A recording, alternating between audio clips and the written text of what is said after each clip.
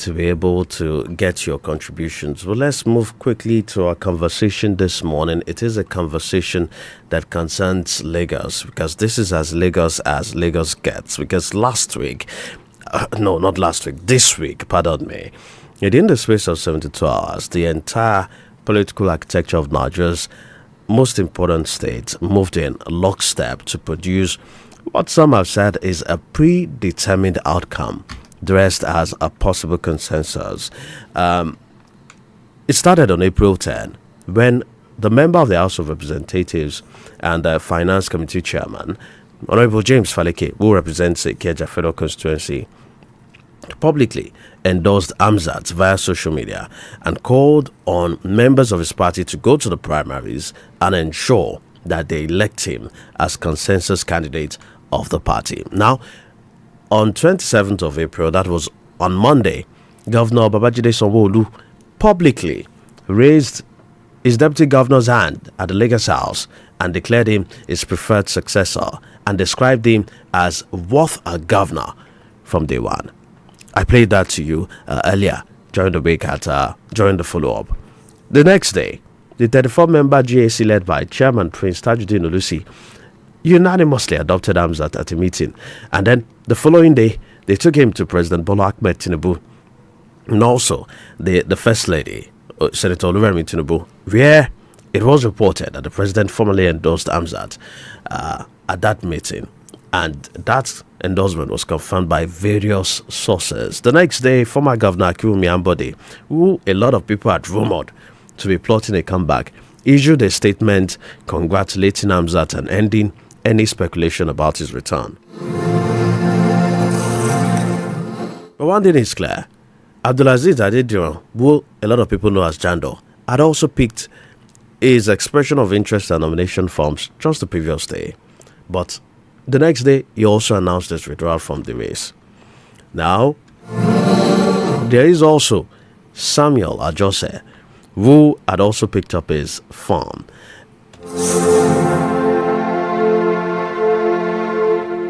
And at this point, he is saying, I am not a party to consensus, and in fact has accused the deputy governor of forcing a consensus and being scared of the primaries. Putting it in his own words, he says, consensus says that every aspirant who has picked the party and nomination form must consent to it. We don't know why Hamzat is scared of going into primaries. If you are big, if you have the popularity, the network, and the grassroots support, then let's go into the primaries. Well, this has been discarded by a couple of key people, including the JSC, because the JSC leader, shortly after the meeting with the president, said, see, we are in the arena of politics and people are free to express their opinions in a free society.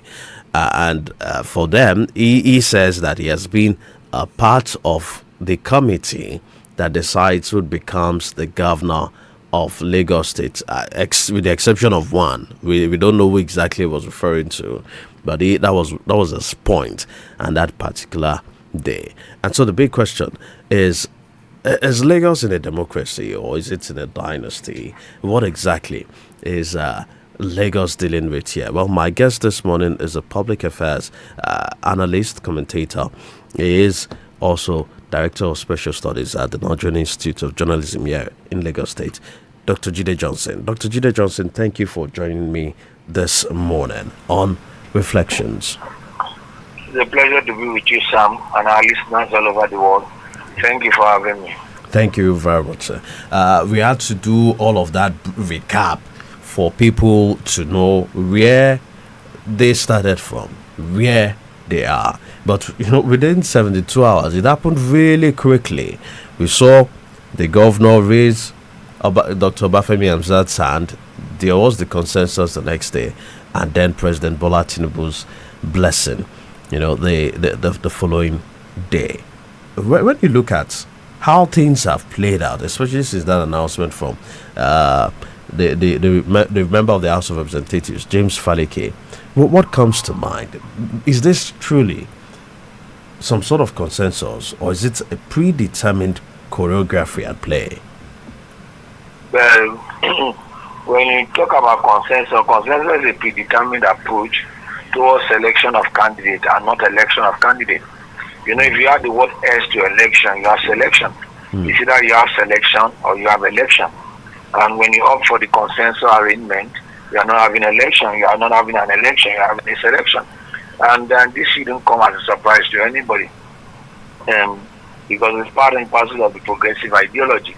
Progressive ideology is an extension or a variant of the communist and the socialist model of governance. Here you have the central working committee determining the central working committee of the party selects who becomes the chairman or becomes the candidate of the party, and you can borrow a cue for what happened in the United States of America, because some people say this does not happen in other climes, in developed climes. Don't be deceived.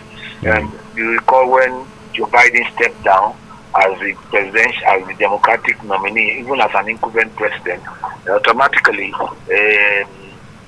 Kamala Harris, the vice president, was automatically picked with no meeting called, with no delegate conference called. She was just automatically picked as a candidate that will run the election. So it shouldn't come as a surprise to anybody with respect to the approach that has been adopted in picking the candidates. It has always been in local parlance. I recall that they call it in local parlance, particularly in the southwest, they call it Baba Sope, and then Baba Sope, that's what it's called, Baba Sope. And then you know that the president, Bola Ahmed Tinubu, was a beneficiary of the fight against Baba Sope, because in Lagos State, during the Third Republic, the Primos group led by Chief Dapo Sarobi were in the forefront of the fight against this consensus model, this approach of picking candidates. And unfortunately, all those that were against this kind of approach in the past have come to embrace and approach it to fought while they were young. And so, for me, it didn't come as a surprise, and it's nothing surprising to me. If you understand how Sanwo-Olu emerged as a candidate himself, how Amboditu emerged, how Fashola emerged, it's the anointing of the anointed. And so when Faleke released the tweet, and when the GAC did the endorsement and the government did the endorsement, without the final oracle putting a seal of approval to it, I'm telling you, everybody will still be dancing. And you saw that what happened on Tuesday in Aso Rock was the final seal of approval from the oracle. So the oracle has spoken, so everybody will fall in line. And that's why you see Jando falling in line, and that's why you see Ajose falling in line. That's how somebody has released a statement saying that it's okay with that. Okay, Dr. Jide, so you've referred to the president as the oracle, and one question that a lot of people are also asking is, was this a choice made on behalf of the oracle, in quotes, or has this always been his decision, and he just tactically sold it and let them decide it? Well, Faleke spoke.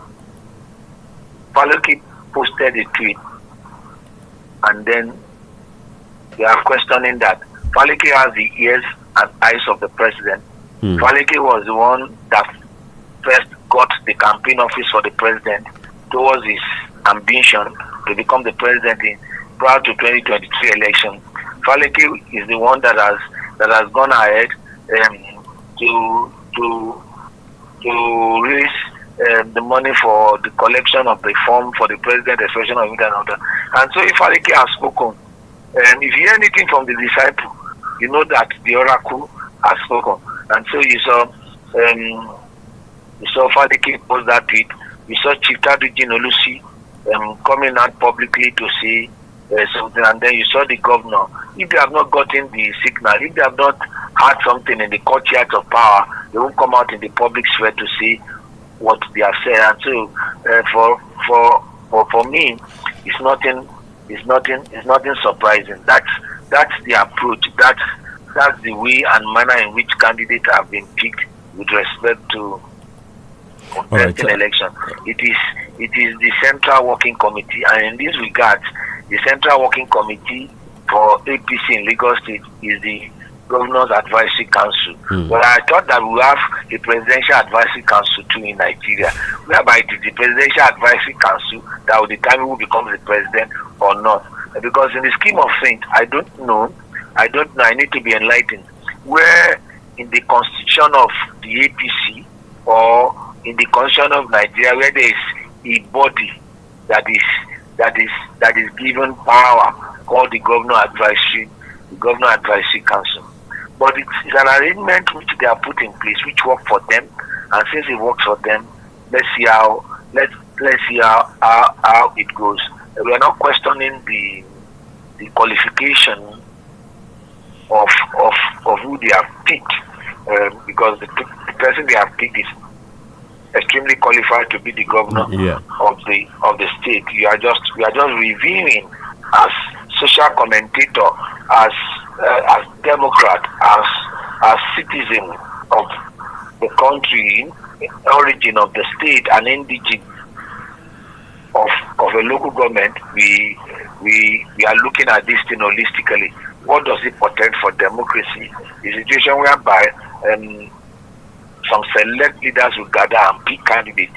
If we think it's working now, what happens in the future? That's just them. I'm sure if the endorsement is given, because the endorsement that wins the primary, and they ask all these candidates to go to the primaries, I'm sure nobody will beat Amzad. It's very clear. Nobody will beat Amzad, because the kind of endorsement you have will determine the outcome of the primaries. And to a large extent, you have the opportunity of engaging your party members, not some select leaders sitting in one place and determining the fate of every member of the party, and invariably determine the outcome of who governs the 25 plus million people of Lagos State. So they've taken the decision, but it shouldn't surprise you. Anyone within the party system today, within their party system, that is complaining is just playing the ostrich, because at one point or the other, they've been a beneficiary of this system. This system has been what has been used to select and pick candidates over the years, to pick senators, to pick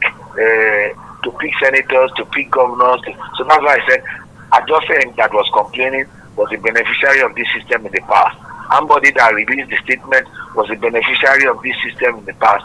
The Jando that is gallivating and then suspending his campaign has been a beneficiary of all of these processes.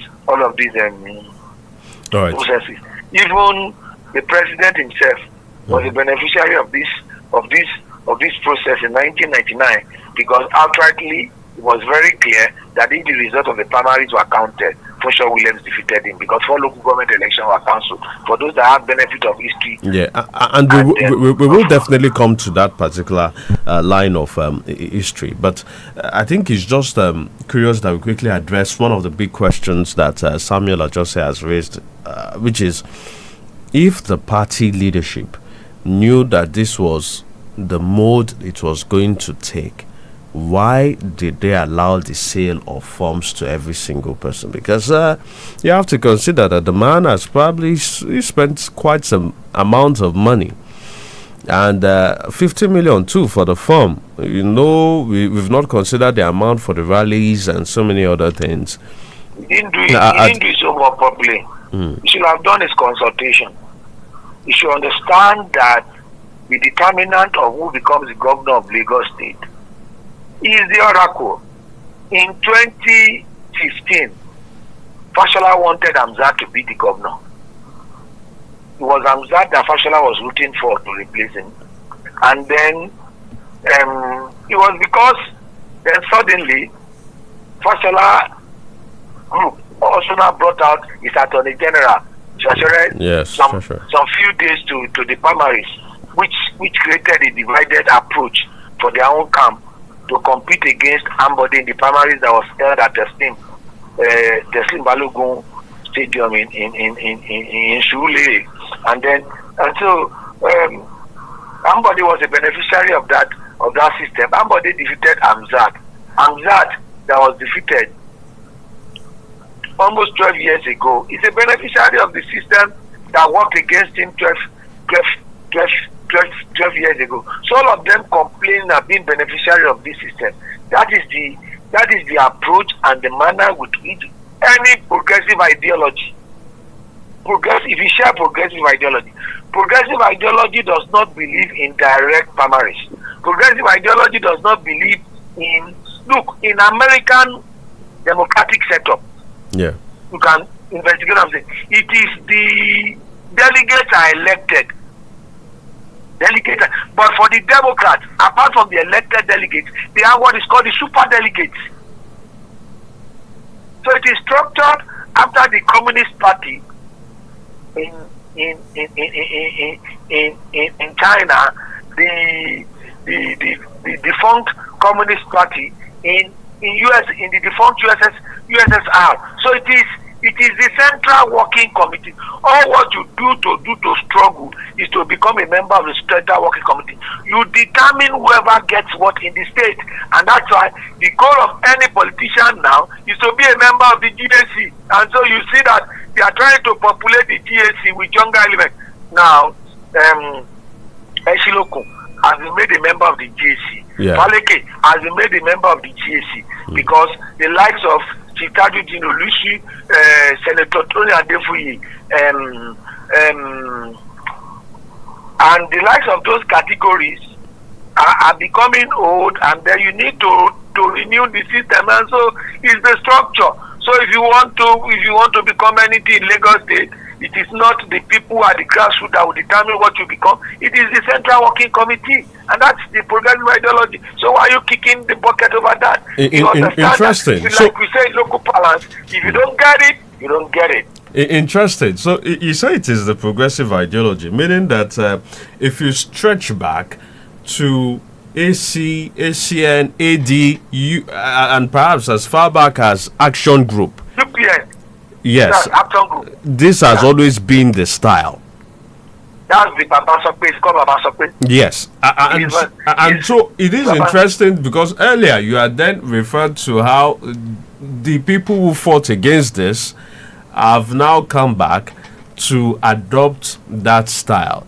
What changed the ideology, during that process, the period where they were fighting against it and then eventually becoming, full disciples and enforcers of that same process they had at some point fought against? No matter how hard it rains and how long it rains, you cannot wash off the spot in a leopard skin. The leopard will always be leopard. The longer you stay with the progressive ideology, the more you become part and parcel of that process, of that element. And so they fought against it. They fought against the establishment. They become the establishment. And so it's just a matter of time. If you're a student of history, you understand that the present system will only last for some time. History is so dynamic, and that the flow of power, control of levers of power is a cycle. It's a cycle. So today you are in control, tomorrow you soon be out of control. I'll give you an example. For example, I saw the consensus arrangement of Gombe State. Let me just take a trip to Gombe State, and I saw that the Isa Pantami lost out in Gombe State. First, let's rewind back to five years ago. Who are those calling the shots in APC?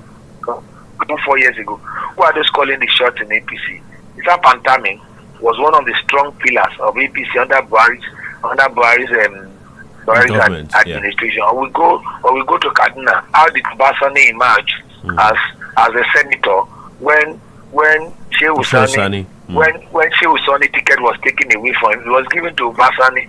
Then Ubasani was also made the governor. Then what happened between Ubasani and El Rufai? And so, for people to have an understanding that this system only work for some time, like everything, there's a lifespan. And so, this system is working for them in Lagos. It is the system they've always used, and let's hope that it works concerning the coming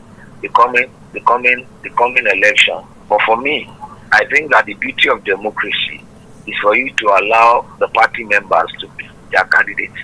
Give endorsement. When you give the endorsement, the leadership gives the endorsement, and the endorsement will determine the outcome of the party. It's like getting the endorsement of Donald Trump in the Republican Party. You are sure of winning the primaries, and that's the way it goes. All right, but Dr. Jide Johnson, if you strip away the idea of consensus, party units, succession ideology, the ideology of the progressives, like you have referenced it, Baba Sope's, what has happened this week in Lagos? Is this what democracy is about? Well, democracy. Well, it depends on the variant of democracy you are practicing. Democracy is government of the people, by the people, and for the people. Now, in this regard, they are using a super delegate structure, and unfortunately, the National Assembly passed the Electoral Act 2026, and they came up with they replaced direct primaries, they replaced indirect primaries with consensus, and then either you do direct primaries or you do. I don't know why that is stated in the Electoral Act. The states cannot determine how party is run. It is the party that sets the mode. For example, if you and I are setting up a political party, you can set up our political party to say that in our political party, we are going to pick candidates through special delegate or through the GAC or through direct primaries or indirect primaries. And so, for us to have a centralized approach imposed by the state is unconstitutional. I'm looking forward to lawyers challenging some of these provisions, that these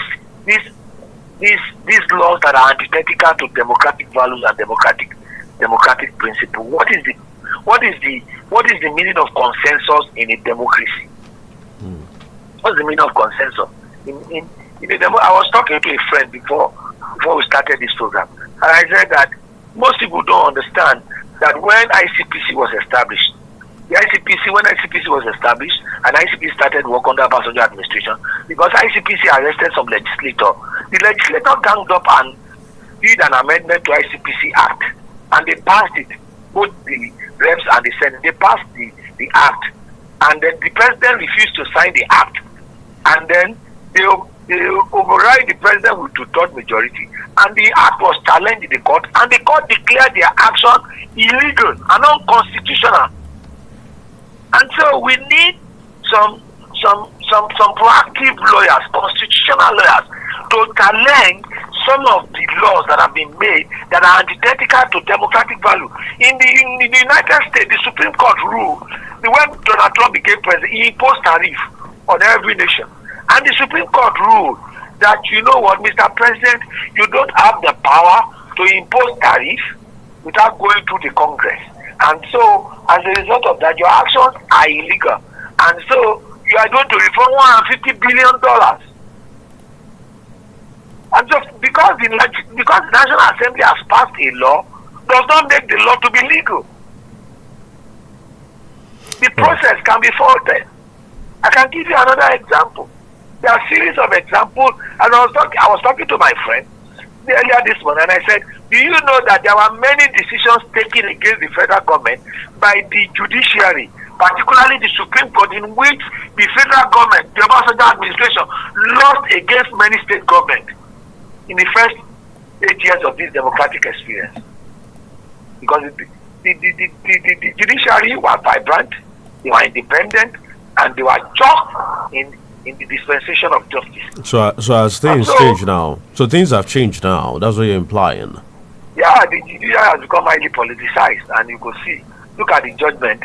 So in most cases, most of the judgment they give, we have more confusion. An appellate court gave a judgment, antebellum. Everybody is looking for the meaning of antebellum. Even lawyers don't even know the meaning of antebellum. Some don't know the meaning of antebellum. Now it took the Supreme Court to make a judgment. If you look at the judgment of the Supreme Court, you have a split decision, 3-2 decision, where two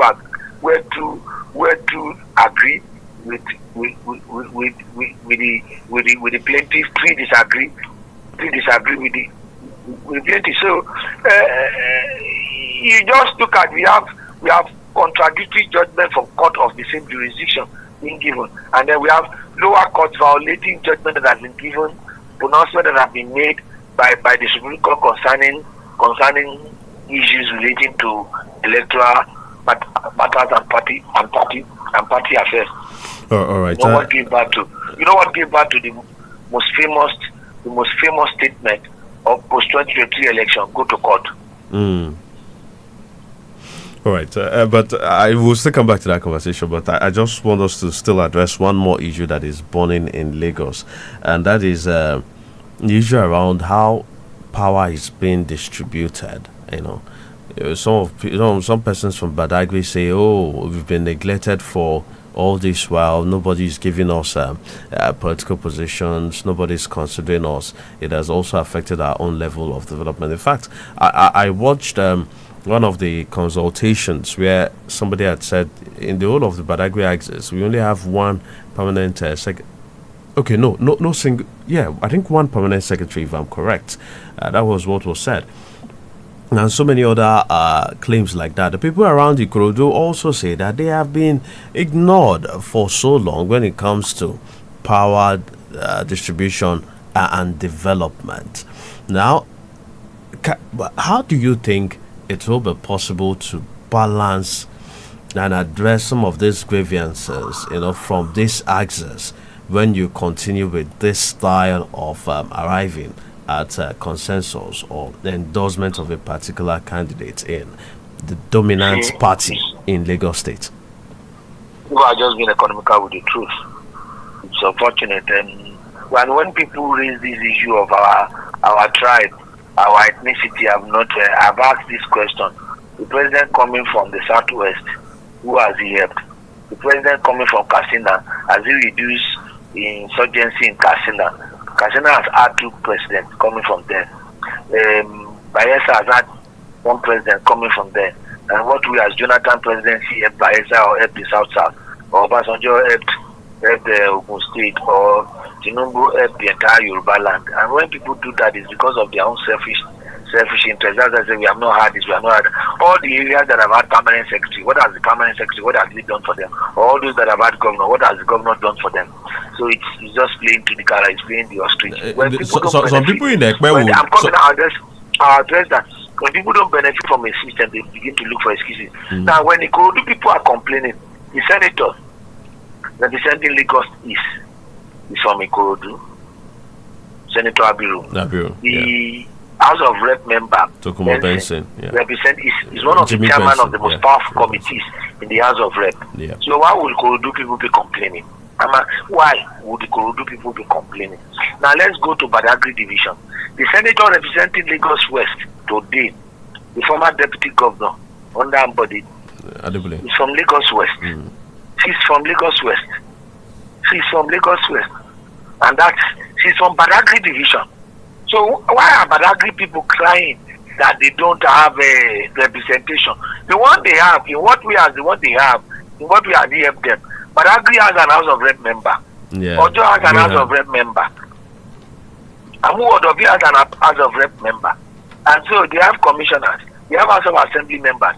In what way have those that they have sent to represent them in public, in what way have they been beneficial or have they been useful to their various communities? And so when people say, oh, it is the turn of Yewa, it is the turn of Badagry, it is the turn of Egba, it is the turn of Favori, they are just saying it for their own narrow interest. In public governance, policies does not know identity, does not know ethnicity. If you construct roads, if you provide power, if you build infrastructure, if you build schools, if you build hospitals, it does not know the identity or does not even know your partisanship. And so when people say the fact that the governor is from your area does not mean that your area become highly developed. I was watching something yesterday. Somebody did something on Twitter and then X now, and then he was showing the Ikogos. It was yesterday that I knew that the present governor of Ekiti State is from Ikogos. Yeah. And because my wife is from Ekiti, I threw a joke at her. I said, I didn't know that your governor is from Ikogos. And then the guy was showing the whole of Ikogos. And then he was showing, I said, Ikogos, there's no way that you are in Nigeria that you not know about Ikogos, where the warm and cold spring water met. Yeah. And then he was showing that place. I thought that The Congosi, having the governor coming from there for the past 4 years, will have brought a transformation to the Congosi. There's no transformation in the Congosi. There's not a single transformation in the Congosi. And so when people talk about the president should come from my town, the governor should come from my town, this one should come from my town, now someone who is representing Lagos Island, has he reduced the poverty level in Lagos Island? Has he reduced the number of area boys in Lagos Island? My brother, big question. The bottom line is what we should be interested in. What are the policies and the programs of those that are seeking public offices? But what we are focused more on is the process of the selection. And the process, because the process of selection is flawed, we don't get to know about the policies of people seeking public offices. As a result of that, policies have been replaced with rhetorics. Ideologies have been replaced with slogans. And so we see political rhetorics and we see slogans. And those slogans, all the marketing communication principles have been extended to politics. And so the way we sell branded products is the same way we sell candidates. And we sell them to give them a shelf space like during the election. And after the election, there's nothing for us to talk about. What do we hold them accountable to? What are the things, what are the promises they make when they are campaigning for this? When they are campaigning to get the party ticket, you make campaigns to your party members to transverse the length and breadth of the state. Now, those seeking to govern Lagos State, they've not gone to Badagry, they've not gone to Ekpe, they've not gone to Alimosho, they've not gone to Ojo, they've not gone to the Riverine area. They are only going to see black leaders. They are only going to State House, going to the residence of the Speaker, going to the residence of the GAC leaders, and going to Asuro. That's not what built democracy. And if we think this present system will sustain our democracy, it's just a matter of time. The reality will turn on every Nigerian. That this, you know what Ezekiel said? He said for us to continue to do the same thing, the same way, the same manner, and expect a different result. It's the beginning of insanity. It's just a matter of time. This bubble will burst. Let everybody be playing the ostrich. Let all of us first bury our head inside the sand, and the whole of the body is outside. This was not how Tinubu emerged. Tinubu emerged through a primaries. Fashola emerged through a primaries. And so, even Tinubu emerged as a president through a primaries. Buhari emerged through a primaries. And so why are we now much more interested in killing primaries, which is what you use to build the party system, which is what you use to oil your get out of vote machinery, which is what you use to ensure that the messages, the programs and the manifestos of your party are sold to first and foremost your party members, and then to the general public, and the general public can buy into whatever you want to do, and that will be the underlying principle and factor that will determine the outcome of the election. But what do we have? It is not the brand of democracy we practice does not even give any power to the people. The power belongs to the political elite. And so what we have is elitist democracy. And the elitist democracy is a brand of democracy of the progressive ideology. Elitist democracy. Well, this conversation is happening with Dr. Jide Johnson. Dr. Jide Johnson is a public affairs analyst and also director of special studies at the Nigerian Institute of Journalism. You can join the conversation on Facebook at Adamimogo931FM or on YouTube. We're live there. You can drop your comments and drop your questions. And I would also open the phone lines at some point, 0805-5888-192, 0805-5888-192. That's the line to call this morning to be a part of this conversation. But Doctor, you made an interesting assertion earlier. You said you're wondering maybe when or why we don't have the Presidential Advisory Council, at that level. And there's been lots and lots of conversation about, Nigeria is becoming a one-party system. Obviously, there is the dominance of the APC. They have the highest number of governors by numbers. And just like you also said, that we're practicing an elitist democracy. And so when you also take a look at key elites, you either find them either in the APC or still juggling between the PDP, ADC, or now the NDC.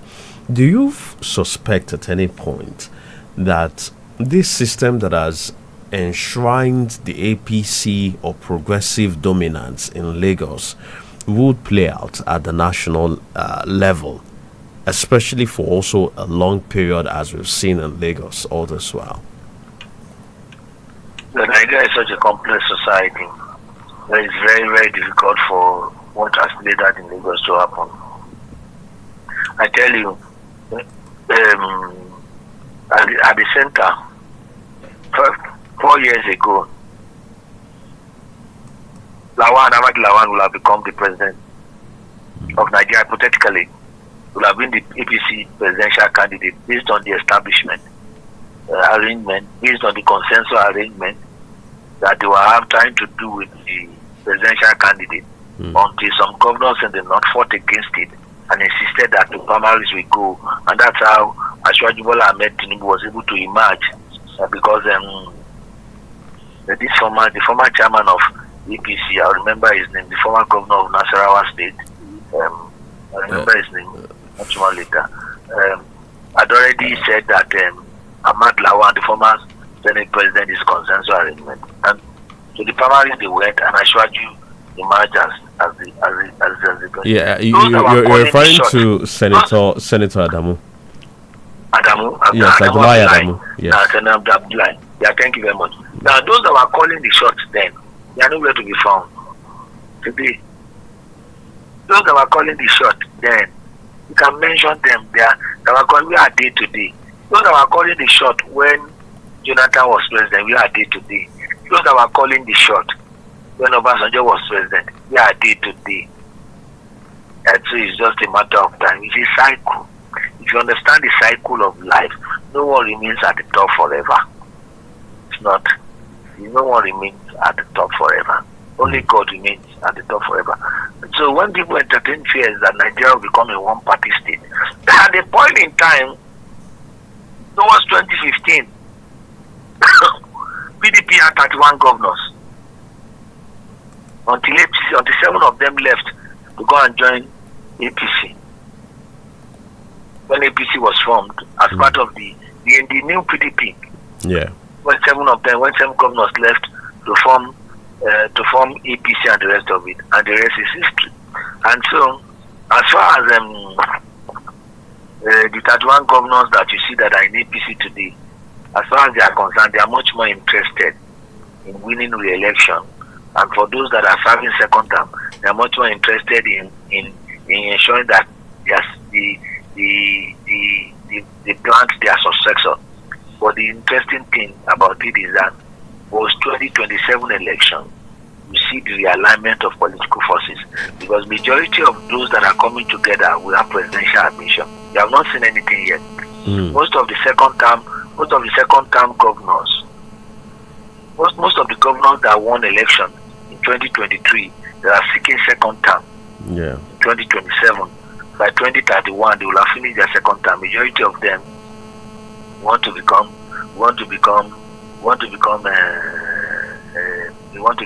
president. You look at somebody like Diko Rada of Katsina. You look at someone like Dauda Lawal of Katsina. Of Zamfara. Sorry,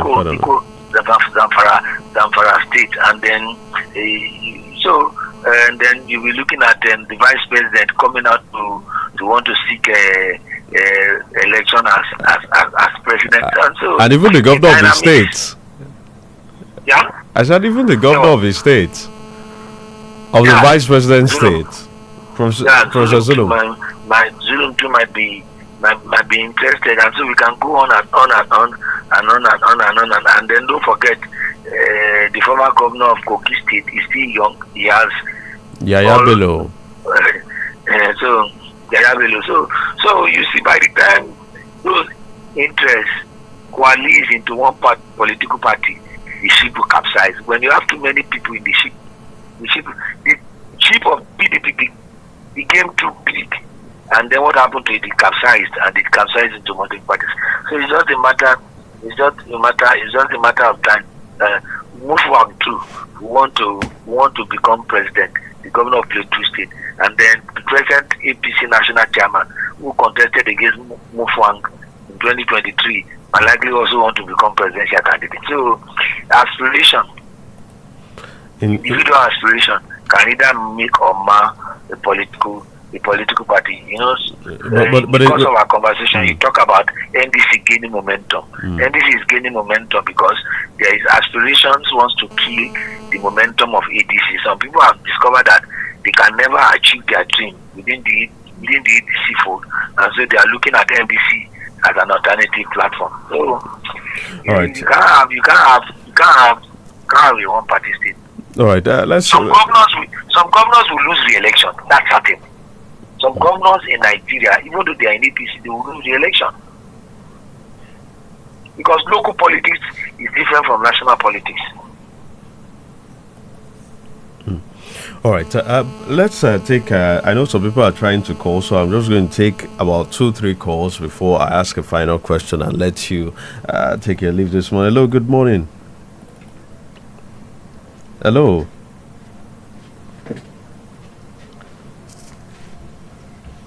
Hello, good morning.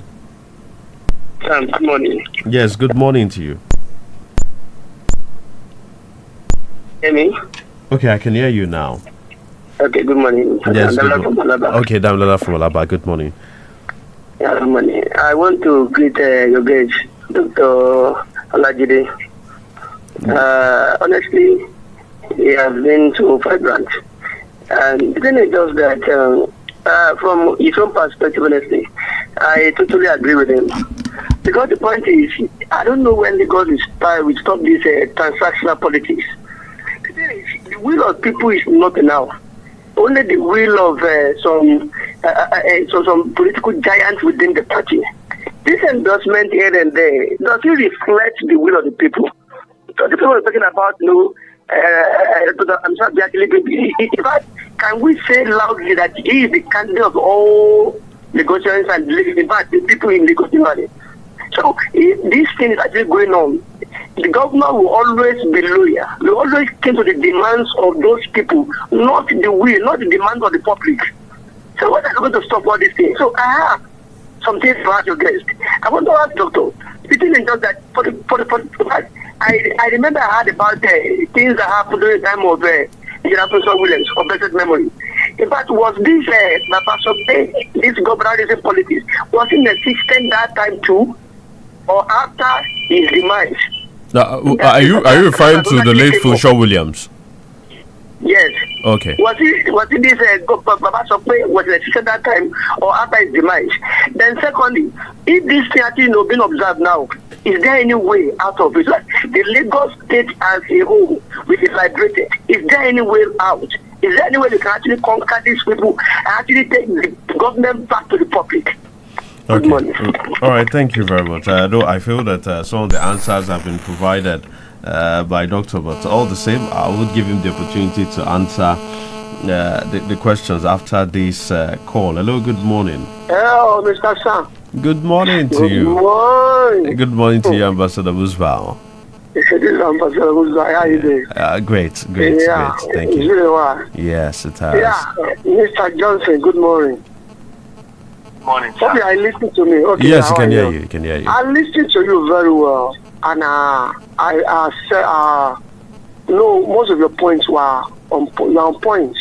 But last time I said that Baba Sope, you can't rule Baba Sope in politics. Let us tell ourselves the truth. Even 1979, my dad was prominent member of Action Congress. No, it was Action Congress. No, was sorry. The UPN? UPN. Yeah. UPN. My dad, look Baba Chakonde were picked among, because I didn't know most of them are there who only want to contest with Chakonde at that time. And I didn't know I need to move out from UPN because of reason. So many candidates want to be the anointed one. And all of them cannot be a governor at the same time. So all of them. But the anointed one will be the luckiest one, and the other one we agree. Just I mean now, that is politics for you. You can't rule this out. To me, what happened in Lagos State now? To me, that is the luckiest one now. Somebody was there before, I believe, like your guest said. And that's due to some reasons. But enough. Look, we negotiate, we Nigerians, we play to the gallery. We don't know what we need to do. Okay. What I'm saying is that whoever emerge as a governor, he must do what people want. All right. We are not part of that member. They must comply. We find a way to make them to comply. Means sure we want a way to be accountable to us. My brother, we can do it as a people. All right. After the gathering, whoever become the governor of the people's wish. Thank you. All right. Thank you very much, Ambassador Uzwa. Okay. Doctor, so you have all these reactions to make. First and foremost, Babada of blessed memory was the Alliance of Democracy chairman in Lagos State. Yeah. He was the one that insisted that primaries must take place. It can be controverted by anybody. What I'm saying. And then initially they didn't want to have primaries before the contest was contested between Ashwaji Bola Ahmed Tinubu and Funshaw Williams. And so the primaries was held, and then 4 local government results were cancelled. This can be confirmed. Mushi local government, Lagos Inland local government, Ikorodu local government, and Ifakoja local government. And these were local government that were overwhelmingly won by Funshaw Williams. The records are there in the public domain. Those 4 local governments were counted, which Babadaudu insisted should be counted, but the likes of Babadison and the rest of them said no. Our will is that it's somebody that fought that echo with us that must become the governor of Lagos State. And so Baba Sope has been part and parcel of the progressive ideology, which I did explain. Yeah. Which I did explain earlier. And so it's a part and parcel of how the progressive select their candidate, and it works for them. And then it's just that within that system, some elements, a resistant group will emerge, just like Sarumi, Tinubu, and the likes. Yomi Edu emerged during the Bosch Third Republic to challenge Adeniji Adele, Sarumi, Adeniji Adele, and the rest of them. They emerged in the Bosch Third Republic to challenge the Baba Sope led by Jakonde, the old element of the action group and the UPN. And so it's nothing if you understand that it's nothing new. But what others are saying is very simple. When you have primaries, you involve your party members, and when you involve your party members, you oil your campaign machinery, which makes it easier for you to win the election when elections are contested. All right. Two quick questions before I let you go this morning, Doctor. One is, you have the Minister of the Federal Capital Territory, Yesomike, who is playing both sides. But he's a member. He says he's a member of the PDP, and then he is also serving the interests of the APC. What is your likely projections for Wike's political status post 2027?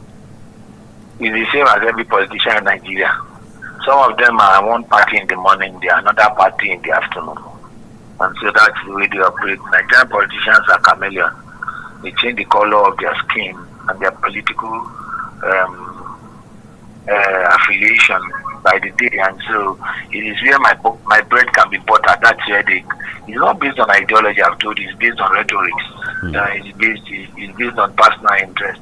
And the interest is to win election. So as far as if you look at past pronouncement of Wike, what he said concerning APC, and imagine that same Wike in APC today, you know that politics, quote unquote, in Nigeria is for men without honor, quote unquote, because if they have the integrity and the presence of mind to say one thing that they believed in, and they are contrary to what they believe in much more later, then you have a clear understanding of what it is. So it's not surprising what Wike is doing. What Wike is doing is what every politician would do in Nigeria to ensure that they win election and control the lever of government. What the political class care about is to win election. They don't care about you and I. They don't really care. But do you think it would remain very relevant in the Tinubu administration?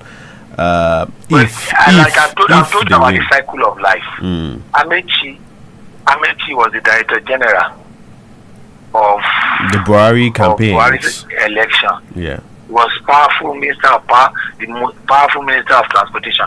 He came second in the APC primary in 2023. Yes. Where is he today? You see, the unfortunate thing about Nigerian political is that they are not a student of history. They are not students of history. They don't study history. They don't, and that's why they take history out of the curriculum that we teach our children. If you're a student of history, you understand that no one reigns forever. Okay, if Tinubu wins and Tinubu finish second term, Wike wants to be a minister again. He wants to be presidential candidate, and so he will go to his own party to contest against whoever Tinubu is presenting. Hypothetically, Tinubu is presenting in 2023 if he wins the election, and then he's completing his term, and then he wants to. Tinubu can never pick Wike to be successor. Why do you think so? That's very certain. No matter whatever he does, let him do whatever, let him do anything. Tinubu can never pick him to be successor. And besides, his successor cannot come from the south. If hypothetically Tinubu wins the election, automatically the president is coming from the north. And so the highest Wike can be in the next dispensation is to be a vice president. And if you're a presidential candidate, can you afford to be Wike as your vice presidential candidate to be the same thing with you? Can you be a captain in a boat with Wike as your or can you be in the cockpit as the captain as the captain and then is the first flying officer? Doctor, that's a question I will leave to the rest of the public to answer, or to potential candidates to answer. Finally, just before we wrap up things here, it is a question of there is Atiku Abubakar in the ADC, there is Peter Obi in the ADC, even though now we are hearing rumors that there may be a possible move to another party. A lot of rumors flying here and there. How do you think the 2027 election would shape? Who are the people that you think would most likely make the ballot? Are we going to see a repetition of what we saw in 2023, where you have a possible Bola Ahmed Tinubu, Atiku, and Peter Obi on separate ballots? Or do you think things may likely shape out differently in 2027? Are you really not Kwakwaso on a separate ballot? Oh yes, yes, it's true. They were the four candidates for the indeed. The election. You can't rule that out. Yeah. And if that happens, that's the death knell for the opposition. That's the death knell for the opposition. The only way APC was able to beat PDP in 2015 was the 5 legacy parties that formed APC coming together. The ACN, the NPDP, the ANPP, CPC. ANPP, CPC, and the section of ADGA. So they sacrificed all their presidential ambition. Atiku sacrificed his, Kwankwaso sacrificed his when the primary was conducted in Lagos in 2015, that Buhari was picked as presidential candidate. And they all worked for him, and they got control of government from. And if the opposition is not able to do that, they don't have any chance of winning the election. Even them coming together, winning the election, it's still 55. Let me say if 51-49, let me put it as 51 advantage to the ruling party, 49 advantage for the opposition, if they are able to put their house in order. But if they cannot put their house in order, all hail President Bola Ahmed Tinubu second term. But who do you think would give the president a serious fight? In the scheme of things. It's not about the individual. It's about how the opposition are able to structure themselves to have a fair chance of winning the election. It's how they structure, structure them. It's not about the individual. I told you, Kwankwaso buried his ego. Atiku buried his ego. The minister for the governor of Imo State then, Rocha Sokocha, he contested that primary. Yes. He buried his ego, and then Asiwaju Bola Ahmed Tinubu sacrificed his own presidential ambition too, and then he also made sacrifice not to be the vice president also for them to win that election. And so it's about multiple of factors put together. It's not one individual cannot win election. It takes a whole lot of sacrifice, planning, strategy, and the rest of that to win an election. Interesting, very interesting conversation with you this morning, Dr. Jide Johnson. Thank you very much. We sincerely appreciate all the contributions you've made so far this morning. It's a pleasure to be with you. Thank you very much, sir. And do enjoy the rest of your weekend. Okay. You too, Sam. Yeah.